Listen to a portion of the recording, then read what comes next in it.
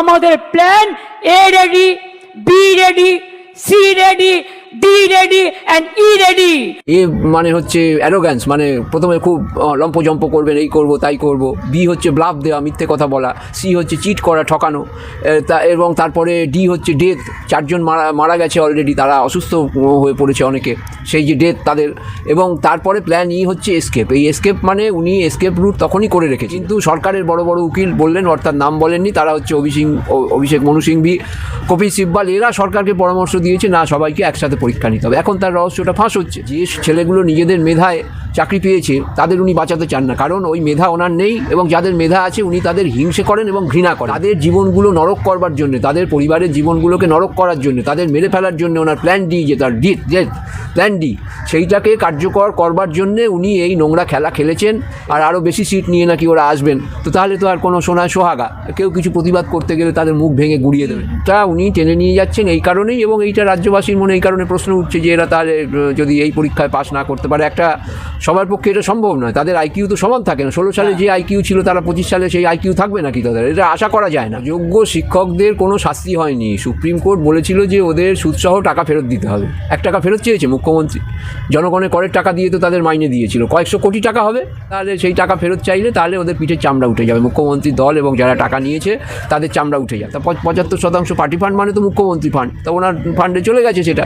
এখন সেই টাকা তো হজম করতে হবে, আর সেই টাকা নিয়ে যদি বেশি হইচই হয় তাহলে আর পিঠের চামড়া গুটিয়ে যেতে পারে। তো ডিসেবল যে কোটা, সেই কোটায় আমাদের দিন প্রতিবন্ধী আমরা, সেটাও অবধি এই নির্মম রাজ্য সরকার সেটাও অবধি করেনি। তো এই ভণ্ডামি চলছে, এবং রাজ্যের মানুষ নিশ্চয়ই আগামী দিনে, পাহাড়ে আজকে সমস্ত স্কুল বন্ধ হয়ে গেছে, পাহাড়ে শিক্ষাটাই উনি ধ্বংস করে দিয়েছেন। আর এদিকে চিৎকার করছেন বাংলাকে ভাগ হতে দেবো না, বাংলাকে ভাগ হতে দেবো না। বাংলা ভাগের রাস্তা তো উনি তৈরি করছেন। মুখ্যমন্ত্রী সহ তার দলের সাধারণ সম্পাদক সহ সর্বভারতীয় সম্পাদক সহ প্রত্যেকে দুর্নীতিগ্রস্ত। তার যে মুখপত্র আছে, তিনি তো ওই সারদা কাণ্ডে জেল খেটেছিলেন। টাকার সন্ধান যেখানে পাবেন সেখান থেকেই টাকা নিয়ে ওনার পরবর্তী যে 14 পুরুষ বা 16 পুরুষ 18 পুরুষ তারা বলবে যে আমাদের অমুক, যে যিনি একদিন পশ্চিমবঙ্গের মুখ্যমন্ত্রী ছিলেন এবং ভারতবর্ষের প্রধানমন্ত্রী হওয়ার স্বপ্ন দেখেছিলেন, তিনি আমাদের জন্য এই সম্পদ রেখে গেছেন। সেটাই দুর্নীতি, সেখানেই চুরি, সেখানেই বাটপাড়ি, সেখানেই ডাকাতি, সেখানেই রাহাজানি।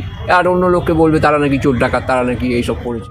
স্যার বলছি, নবম দশম একাদশ দ্বাদশের শিক্ষক নিয়োগের জন্য সুপ্রিম কোর্ট রাজ্য সরকার এবং স্কুল সার্ভিস কমিশনকে আগামী 31শে আগস্ট পর্যন্ত সময় দিয়েছে, এবং ততদিন পর্যন্ত যোগ্য শিক্ষকদের চাকরিরও মেয়াদ বাড়িয়ে দিল সুপ্রিম কোর্ট। এটা তো মুখ্যমন্ত্রীর পুরো, উনি যে এই plan A B C D E এসব যে বলেছিলেন ওই এতে দাঁড়িয়ে, নেতাজি ইন্ডোরে দাঁড়িয়ে গত 7ই এপ্রিল, এইগুলো তো হচ্ছে তারই ফল। এই যে এই ই আমি বলেছিলাম, ই মানে হচ্ছে এসকেপ, এ মানে হচ্ছে অ্যারোগ্যান্স, মানে প্রথমে খুব লম্পজম্প করবেন, এই করব তাই করব। বি হচ্ছে ব্লাফ দেওয়া, মিথ্যে কথা বলা। সি হচ্ছে চিট করা, ঠকানো। এবং তারপরে ডি হচ্ছে ডেথ। 4 জন মারা গেছে অলরেডি, তারা অসুস্থ হয়ে পড়েছে অনেকে, সেই যে ডেথ তাদের। এবং তারপরে প্ল্যান ই হচ্ছে এসকেপ। এই এসকেপ মানে উনি এসকেপ রুট তখনই করে রেখেছিলেন। সুপ্রিম কোর্ট তার 3রা এপ্রিল 2025-এর রায়ে পরিষ্কার বলেছিল যে এই যে যারা not specifically found to be tainted, শিক্ষক এবং শিক্ষাকর্মী উভয়ের ক্ষেত্রেই, যে তাদের জন্যে যে এই যে তাদের চাকরি আমরা বাতিল করছি, যে ভ্যাকেন্সি অ্যারাইজ হবে তার জন্যে, সেইখানে তাদের ফ্রেশ সিলেকশন করে তাদের নিয়োগ করতে হবে এবং ডিসেবলদের সুযোগ দিতে হবে। এটা হচ্ছে সুপ্রিম কোর্টের রায় ছিল। উনি কি করলেন? উনি গিয়ে বললেন যে না, আমি পরীক্ষা নেব, আমি 31শে ডিসেম্বর অবধি সময় দেওয়া হোক আমাকে। কি পরীক্ষা নেবেন, কি করবেন, কিছুই বললেন না। এবারে তারপরে যখন এই আন্দোলন একটা চরম পর্যায়ে পৌঁছেছে, যখন ওই গত 14ই জুলাই চাকরিহারা, যোগ্য চাকরিহারা শিক্ষকরা নবান্ন অভিযান করছিল, তার আগের দিন রাজ্যের যিনি শিক্ষা সচিব বিনোদ কুমার, তিনি আলোচনায় বসেছিলেন। সেই আলোচনায় ঘটনাচক্রে আমিও ছিলাম। তখন কিন্তু সরকার ঘোষণা করে দিয়েছে যে সবার জন্যই পরীক্ষা নেওয়া হবে। নতুন SLST 2 হবে, SLST 1 হবে না, SLST 2 হবে, অর্থাৎ ফ্রেশ ক্যান্ডিডেটদের জন্য হবে। বিনোদ কুমারকে যখন বলা হলো যে এটা তো সুপ্রিম কোর্টের রায়ের বিরোধিতা করছে, তখন বিনোদ কুমার বলেন যে হ্যাঁ, আমিও এটা বুঝি এবং আমিও সরকারকে পরামর্শ দিয়েছিলাম একজন সেক্রেটারি হিসেবে, ডিপার্টমেন্টাল সেক্রেটারি হিসেবে, যে এটা করাটা ঠিক নয়। আর সেটা শুধু ফ্রেশ যারা not specifically found to be tainted তাদের জন্যই ওই ফ্রেশ সিলেকশন করা উচিত বলে উনি মনে করেছেন, উনি মনে করতেন। কিন্তু সরকারের বড় বড় উকিল বললেন, অর্থাৎ নাম বলেননি, তারা হচ্ছে অভিষেক মনু সিংভি, কপিল সিব্বাল এরা সরকারকে পরামর্শ দিয়েছে না সবাইকে একসাথে পরীক্ষা নিতে হবে। এখন তার রহস্যটা ফাঁস হচ্ছে। কেন সবাইকে একসাথে পরীক্ষা নেওয়ার কথা বলেছিল? কারণ ওরা কি জানতো না যে এই নিয়ে মামলা হবে, এটা নিয়ে জটিলতা তৈরি হবে, এটা ডিসেম্বরের মধ্যে গুটিয়ে আনা যাবে না, এটা কি জানতো না? সব জানতো। মুখ্যমন্ত্রীর প্ল্যান ছিল যে এই গুটিয়ে আনা যেই যাবে না উনি আবার সুপ্রিম কোর্টে যাবেন, এবং সুপ্রিম কোর্টে গিয়ে আমরা কাগজেই দেখছিলাম বা ওই শিক্ষামন্ত্রী তিনি বলছিলেন যে আমরা 8 মাস সময় চাইবো, হঠাৎ এখন বলছে 3 মাস নাকি চেয়েছিল। এটাও আর একটা কী জালিয়াতি করছে জানি না। সেখানে সুপ্রিম কোর্টে তারা ওই 8 মাস সুপ্রিম কোর্ট সময় দিয়ে দিল। অর্থাৎ মুখ্যমন্ত্রী এই হিসেবটা করেই রেখেছিল যে এই যে 2026 সালের মে মাসের মধ্যে যে বিধানসভা ভোট হবে তার মধ্যে যাতে কোনো ডিস্টার্ব না হয় এই বিষয়টা নিয়ে, ওই জন্যে উনি মানে সাপও মরলো লাঠিও ভাঙলো না, এই নীতি এখানে নিলেন।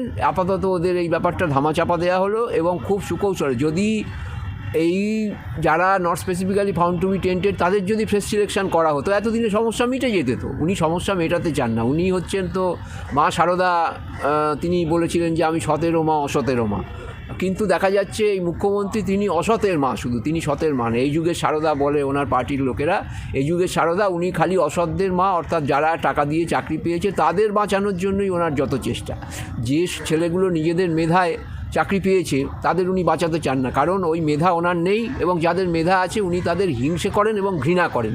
তাদের জীবনগুলো নরক করবার জন্যে, তাদের পরিবারের জীবনগুলোকে নরক করার জন্য, তাদের মেরে ফেলার জন্য ওনার প্ল্যান ডি, যে তার ডেথ প্ল্যান ডি, সেইটাকে কার্যকর করবার জন্যে উনি এই নোংরা খেলা খেলেছেন। এবং এই নির্বাচন বৈতরণী পার হয়ে যাওয়ার জন্যে যদি উনি জিতে আসেন, আমার কথা নয়, উনি কোনো একটা সভায় গিয়ে বলেছেন যে যদি জিতে আসি, ওনার নাকি এবারে সন্দেহ দেখা দিয়েছে, তা উনি জিতে এলে তাহলে আবার সেই এদের তখন চাকরি চলে যাবে, আর আরও বেশি সিট নিয়ে নাকি ওরা আসবেন। তো তাহলে তো আর কোনো সোনায় সোহাগা, কেউ কিছু প্রতিবাদ করতে গেলে তাদের মুখ ভেঙে গুড়িয়ে দেবে। স্যার বলছি, সুপ্রিম কোর্ট বলেছে যে 31 আগস্ট পর্যন্ত যোগ্য শিক্ষকদের চাকরির মেয়াদও বাড়িয়ে দেওয়া হলো। তো এই যোগ্য শিক্ষক ঠিক কারা? এর আগে যারা not basically founded to tainted এরা, নাকি এইবার যে একাদশ দ্বাদশ বা নবম দশমের পরীক্ষায় যারা পাশ করলো তারা? না, এটা তো যাদের জন্য not specifically found to be tainted শিক্ষক এবং শিক্ষাকর্মীদের যদিও নিয়োগ সুপ্রিম কোর্ট করতে দেয়নি, এক্সটেনশন করতে দেয়নি, তাহলে শিক্ষকদের সেই যাদের ক্ষেত্রে not specifically found to be tainted, যাদের ফ্রেশ সিলেকশনের কথা বলেছিল, অ্যাফোরসেড ভ্যাকেন্সি মানে যে ভ্যাকেন্সি হবে সেই ভ্যাকেন্সিতে তাদেরই এক্সটেনশন হলো। নতুন পরীক্ষার সঙ্গে তো এদের এক্সটেনশনের কোনো সম্পর্ক নেই। নতুন পরীক্ষা যারা দিচ্ছে যে সেটা অন্য ব্যাপার, আলাদা ব্যাপার, সেটা তো SLST 2, তার সঙ্গে এটার কোনো সম্পর্ক নেই, তাদের তো নিয়োগই হয়নি এখনও। কিন্তু স্যার নতুন পরীক্ষায় যে সমস্ত পুরনো যারা শিক্ষক ছিলেন তারা যারা পাশ করতে পারেননি তার মানে অযোগ্য। তো সেক্ষেত্রে দাঁড়িয়ে যদি এই অযোগ্য শিক্ষকরা বিগত এই যে 31 আগস্ট পর্যন্ত শিক্ষকতা করেন, সেটা কতটা ভালো হবে পশ্চিমবঙ্গের ওইটা সাধারণ পশ্চিমবঙ্গের মানুষের কথা বললামই তো। যদি উনি ভাবতেন তাহলে 2 মাসের মধ্যে ওই সমস্যাটার সমাধান করে ফেলতেন। সুপ্রিম কোর্টের রায় বেরিয়েছে এপ্রিল মাসে, যে 15,000 ভ্যাকেন্সি তৈরি হয়েছিল শিক্ষকদের, তাদের আমরা যেটা বলেছিলাম যে তাদের একটা ফ্রেশ সিলেকশন, মানে সুপ্রিম কোর্টের ফ্রেশ সিলেকশানের যদি সরকার ব্যাখ্যা দিত যে না এটা হচ্ছে কোনো ইন্টারভিউ এবং ডেমনস্ট্রেশন, ক্লাস ডেমনস্ট্রেশন, এইটা করলে 2 মাসের মধ্যে এই সমস্যার সমাধান হয়ে যেত, এই সমস্যা টেনে নিয়ে যেতে হতো না।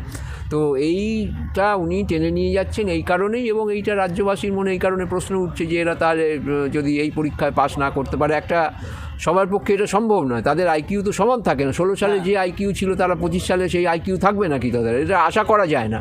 যারা পাস করেছেন তারা নিশ্চয়ই প্রতিভাবান, কিন্তু বাকিরা তাদের তো কোনো দোষ দেওয়া যায় না, তাদের বিনা দোষে চাকরি গেছে। এবং সেইটাকে উনি এই সমস্যাটার সমাধান না করে শুধু ভোটে জেতার জন্যে এই মানুষগুলোর ভবিষ্যৎ আবার ঝুলিয়ে দিয়েছেন। স্যার বলছি, এই যে প্রত্যেকবার দেখছি যে SSC যত দুর্নীতি হয়েছে তার ফলে শুধুমাত্র কিন্তু যারা শিক্ষক তাদেরই শাস্তি হয়েছে, অযোগ্য শিক্ষক যারা তাদের শাস্তি হওয়াটা স্বাভাবিক, সেটাও মেনে নেওয়া যায়। কিন্তু যারা এই দুর্নীতি করিয়েছে তাদের কেন কোনো শাস্তি হচ্ছে না? তাদের বিরুদ্ধে কেন কোনো পদক্ষেপ নেওয়া হচ্ছে না? অযোগ্য শিক্ষকদের কোনো শাস্তি হয়নি। সুপ্রিম কোর্ট বলেছিল যে ওদের সুদসহ টাকা ফেরত দিতে হবে। 1 টাকা ফেরত চেয়েছে মুখ্যমন্ত্রী, জনগণের করের টাকা দিয়ে তো তাদের মাইনে দিয়েছিল, কয়েকশো কোটি টাকা হবে, প্রায় 5,000 যে অযোগ্য শিক্ষক যারা ধরা পড়েছে তাদের যে টাকা বেতন ফেরত দিতে বলেছিল মুখ্যমন্ত্রী ফেরত নেয়নি, তো সেটা সুপ্রিম কোর্টকে অবমাননা করেছে। কেন নেয়নি না, ওখানে তাহলে সেই টাকা ফেরত চাইলে তাহলে ওদের পিঠের চামড়া উঠে যাবে, মুখ্যমন্ত্রীর দল এবং যারা টাকা নিয়েছে তাদের চামড়া উঠে যাবে। আর দু একজনকে জেলে পুরেছিল, কিন্তু সঠিক সময়ে যেভাবে তদন্ত করবার দরকার সেই তদন্ত সিবিআই, ইডি এরাও ঠিকভাবে করতে পারছে না। যেমন আরজিকর কাণ্ডে অভিজিৎ গাঙ্গুলি বলছেন এখন যে কোনো তদন্তই হয়নি আরজিকর কাণ্ডে, ঠিক সেই রকম এখানে কি তদন্ত হয়েছে? অভিজিৎ গাঙ্গুলির কাছে যে রিপোর্ট ছিল তার ভিত্তিতে তো উনি নাকচ করেছিলেন কিছু চাকরি। তারপরে সেইটাকে যে ফাইনাল চার্জশিট দেওয়া বা সেইটাকে যে প্রকৃত দোষী সাব্যস্ত করা, সেই জন্য সেই জায়গায় গাফিলতি থেকে যাচ্ছে, এই জন্য বিচার প্রক্রিয়ায় দেরি হচ্ছে।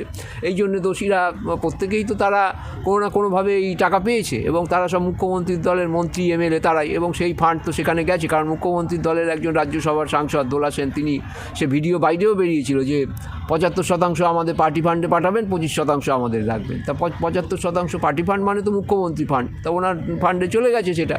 এখন সেই টাকা তো হজম করতে হবে, আর সেই টাকা নিয়ে যদি বেশি হইচই হয় তাহলে আর পিঠের চামড়া গুটিয়ে যেতে পারে। এই জন্যেই আর দোষীদের কোনো রকম শাস্তি আমরা দেখতে পাচ্ছি না।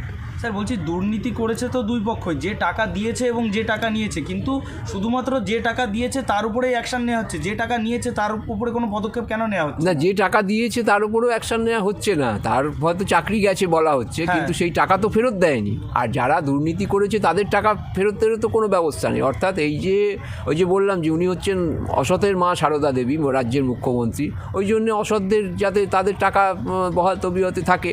আর এই আমাদের কী বলে শিক্ষকরা যাতে মারা যান, যারা সুবল সোরেনের মতো শিক্ষক বা আরও 3-4 জন যারা মারা গেছেন, এই নিয়ে তো ওনার কোনো হেলদোল নেই। ওনার যদি লজ্জা থাকতো উনি পদত্যাগ করতেন, যে এদের আমার জন্যই এদের প্রাণ গেছে, এদের পরিবারগুলো। সুবলের এই যে কালকে যারা এসেছিল, যে যারা ওই অন্ধ তারা এসেছিল, যে তারা এই পরীক্ষায় পাশ করতে পারেনি, তারা বলছে যে বারবার যে আমাদের তো ডিসেবল যে কোটা, সেই কোটায় আমাদের দিন প্রতিবন্ধী আমরা, সেটাও অবধি এই নির্মম রাজ্য সরকার সেটাও অবধি করেনি। তো এই ভণ্ডামি চলছে এবং রাজ্যের মানুষ নিশ্চয়ই আগামী দিনে হিসেব নেবে।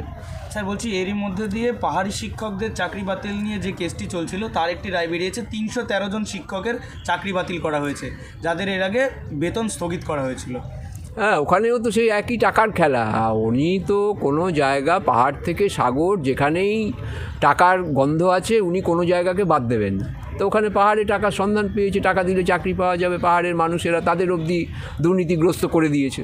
দুর্নীতিগ্রস্ত টাকার খেলা, যে টাকার ভাগ দাও 75%, 25% তোমরা নাও, আর দুর্নীতিগ্রস্ত করে পাহাড়ে আজকে সমস্ত স্কুল বন্ধ হয়ে গেছে। পাহাড়ে শিক্ষাটাই উনি ধ্বংস করে দিয়েছেন। আর এদিকে চিৎকার করছেন বাংলাকে ভাগ হতে দেবো না, বাংলাকে ভাগ হতে দেবো না। বাংলা ভাগের রাস্তা তো উনি তৈরি করছেন। এই যে পাহাড়ে উত্তরবঙ্গে যে বঞ্চনা, এই রাস্তাটা তো উনি তৈরি করেছেন। বাঙালি জাতির মধ্যে বিভেদ এনেছেন উনি, উত্তরবঙ্গ দক্ষিণবঙ্গ পাহাড় এর মধ্যে এই অসমতা তৈরি করে। তো সেই ফল আজকে পাহাড়ের বাসিন্দাদের ভুগতে হচ্ছে, এবং তারা যদি বোঝেন ব্যাপারটা যে এই মুখ্যমন্ত্রী এর জন্য দায়ী, তাহলে তারা যা ব্যবস্থা নেওয়ার তারা সেটা করবেন আগামী দিনে।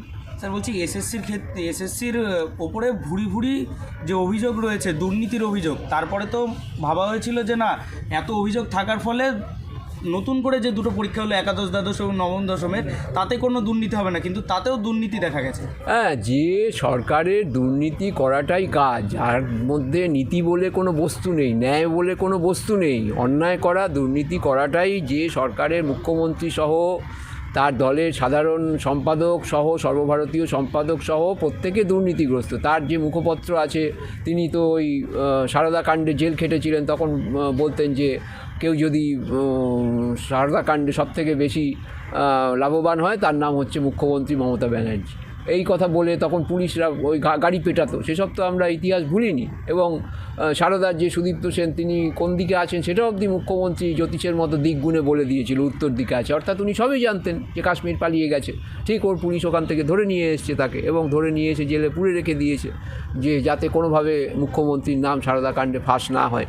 তো সেই ব্যাপারগুলো উনি কোনো জায়গাকেই বাদ দেবেন না। টাকার সন্ধান যেখানে পাবেন সেখান থেকেই টাকা নিয়ে ওনার পরবর্তী যে 14 পুরুষ বা 16 পুরুষ 18 পুরুষ তারা বলবে যে আমাদের অমুক, যে যিনি একদিন পশ্চিমবঙ্গের মুখ্যমন্ত্রী ছিলেন, এবং ভারতবর্ষের প্রধানমন্ত্রী হওয়ার স্বপ্ন দেখেছিলেন, তিনি আমাদের জন্য এই সম্পদ রেখে গেছেন, সেই পরিবার সেখানে দাঁড়িয়ে যাবে। স্যার বলছি, নবম দশমের যে কল ফর ভেরিফিকেশন লিস্টটা বেরিয়েছে, তাতেও এমন একজনকে পাওয়া গেছে যার নাম টেন্টেড লিস্টে ছিল।